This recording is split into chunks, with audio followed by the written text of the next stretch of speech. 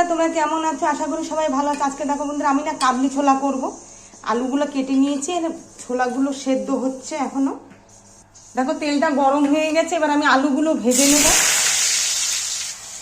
দেখো আলুটা ভাজা হয়ে গেলে আমি মশলাগুলো দিয়ে দেব। দেখো মশলা করা হয়ে গেছে। এখানে আছে পেঁয়াজ বাটা, জিরা আদা বাটা, রসুন বাটা, শুকনো লঙ্কা বাটা। আলুটা ভাজা হয়ে গেছে, এবার আমি মশলাটা দিয়ে দিচ্ছি সব।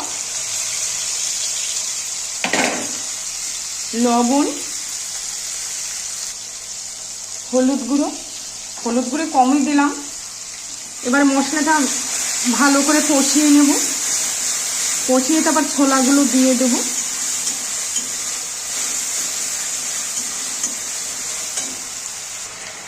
দেখো মশলাটা প্রায় কষানো হয়ে আসছে।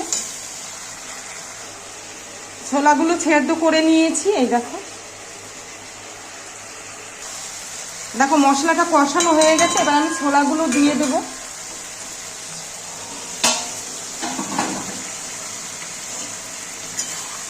আর ভালো করে কষিয়ে নিতে লাগবে।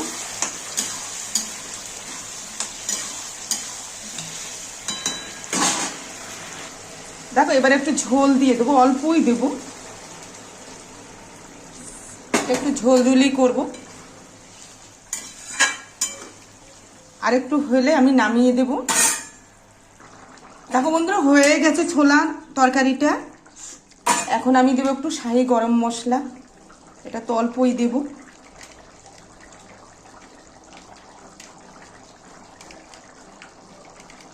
ব্যাস হয়ে গেছে। এরপরে আমি নামিয়ে দেব। হ্যাঁ,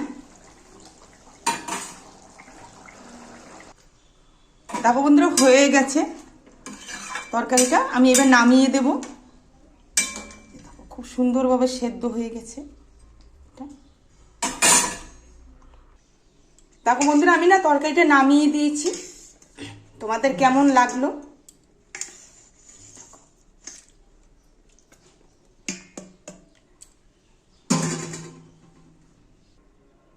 দেখো তোমাদের যদি ভালো লাগে লাইক শেয়ার কমেন্ট করো।